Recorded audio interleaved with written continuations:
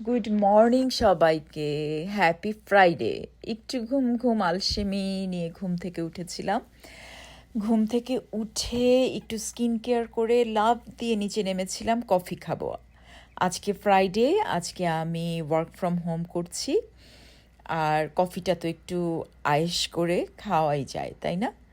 By the way, আপনারা যারা আমার ইউটিউব ভিডিওগুলো দেখছেন তাদেরকে অনেক ধন্যবাদ, যারা সাবস্ক্রাইব করেছেন তাদেরকে অনেক অনেক অনেক ধন্যবাদ আর অনেক ভালোবাসা।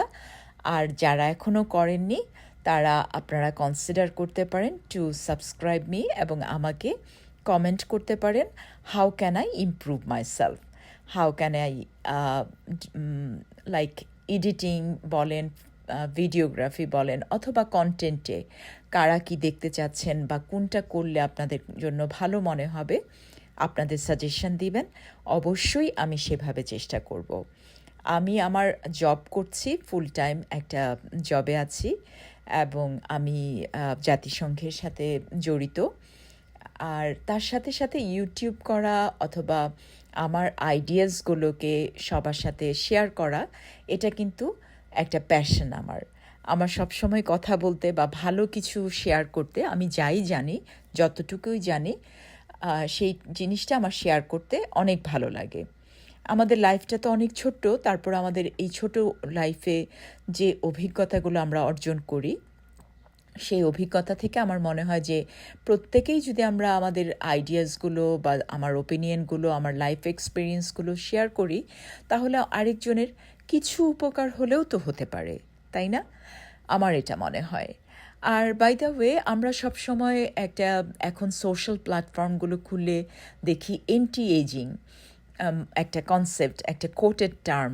কিন্তু আমরা আসলেই কি এন্টি এইজ এমন কিছু খেতে পারি বা মুখে দিতে পারি? ক্রিম বলেন, সেরাম বলেন, খাওয়া বলেন, আহ, সেটা দিলেই কি বয়স থেমে যাবে? না মনে হয়, তাই না? বয়স থেমে যাবে না, বয়স তার নিজস্ব গতিতে বাড়বে। কিন্তু আমরা ম্যাচিউরিটিটা বা বয়সটাকে আমরা সুন্দরভাবে আহ, মানে নিতে পারি, একসেপ্ট করে নিতে পারি।